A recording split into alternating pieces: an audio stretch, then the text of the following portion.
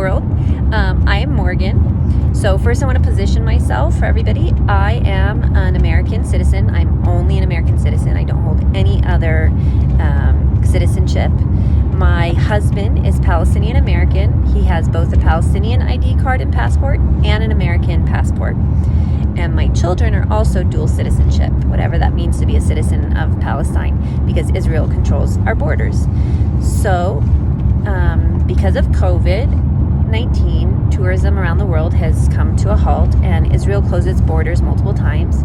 And like I said, they control our border as well, which is the King Hussein Bridge between the West Bank and Jordan. That's the only border we're really allowed to use. It's an international crossing, technically. And I, as an American citizen, am not allowed to use the Palestinian airport that was Lid Airport, now known as Tel Aviv Airport Ben Gurion, because Israel has taken that airport since 48, and they don't let Palestinians from the West Bank or Gaza or Jerusalem really use that without special permits. Now, we tried when we came to the States. I'm currently in California, and I'm about to travel back home to Palestine because the Israeli military, well, COGAT, the coordination office, just emailed me and told me that I have permission to cross the bridge.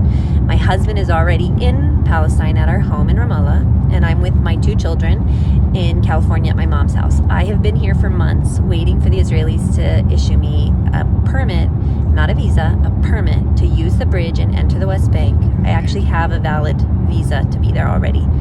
And like I said, because of COVID-19, tourism came to a halt, and so no tourists are allowed to enter Israel without special permission. And the West Bank, because that's controlled, the entrance, by Israel. Now, you'd think that as a spouse who lives there, I would be in a different situation. I've lived in the West Bank for 16 years, kind of on and off, and since 2008, summer of 2008, full-time. But I don't have residency, even though that's my husband's international right as an occupied person, and the occupying power, which is Israel, is required under international law to give him his wife and children's residency.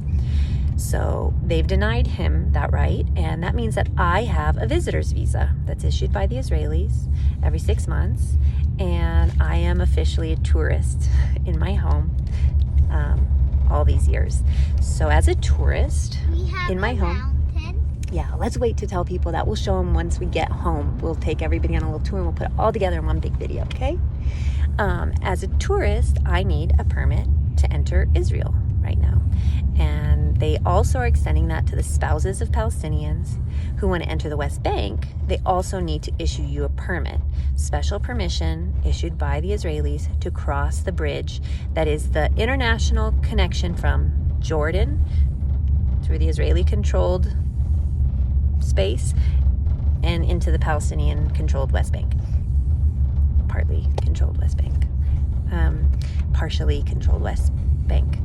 So right now I'm in Northern California, and we're on the freeway driving to the closest airport to my parents' house, which is Reno, Nevada. And I'm going to go. I have at this moment 1 check bag, 2 carry-ons, a diaper bag. My son has very severe intolerances, an extreme number of them. So we also travel with an ice chest. And some allergies, and we travel with an ice chest of all prepared foods for him, and we also have a stroller and 2 car seats, and me alone. So my amazing almost 5-year-old helper and I are going to get all of this in, and we're going to fly to New York right now. And we have 1 layover in Salt Lake City, and I'm going to check back in, and I'm going to string these all together into an incredibly long video that I'm going to be posting, but I'll also post them in segments along my trip of my trip along the way, because I have always wanted people to know, this is really for an American audience, what it is like for Palestinians who need to travel. Now, you might need to travel because your family lives abroad. You might need to travel because you have a medical procedure. You just want to travel. For whatever reason, you are going to travel internationally, and this is what you go through. Now, there's a few added steps. Big truck, huh? Cool. Cement truck. Wheels on the back. Cool. Whatever reason you need to travel, you have to go through first booking your flight out of Jordan, because you're not allowed to use Tel Aviv. And even if you apply for permission because of a medical condition or something, you might only get that permit the night before, and you already have, it's international travel. You need to know a few days in advance that you're going to close up your home and leave. So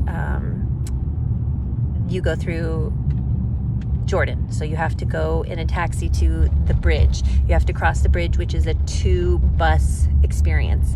Then on the other side, you take a taxi straight to the airport, and then you fly out of Jordan. And it adds at least $1,000 onto our travel, and an extra minimum 12 hours, sometimes even 24. So it's really a lot of extra finance and exhaustion on you, especially when you're traveling with little kids, which a lot of us do living in Palestine, or Palestinians have families too.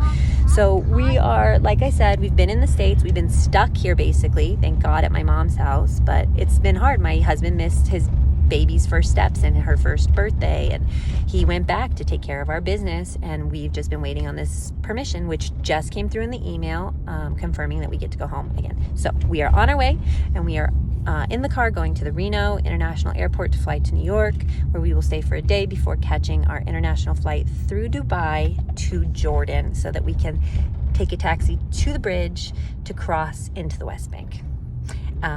If my husband were Jewish Israeli, or if I were working for an international organization, for example, and had a different visa status, then I would be allowed to go straight to the Tel Aviv airport on a 12-hour direct flight, and then an hour drive home. And that would be so much less exhausting and cheaper. But that's not the case. My husband is Palestinian, and as the military head of Beit El once told me, he's an Israeli military figure who runs Beit El, which is the civil administration of Judea Samaria, as they call the West Bank. He once told me, if you want your rights, divorce your husband. You shouldn't have married a Palestinian. Yep, said that to me. So this is what happens because I married a Palestinian. We're on our way home, and we're going to try to enjoy the journey, which is going to take us days.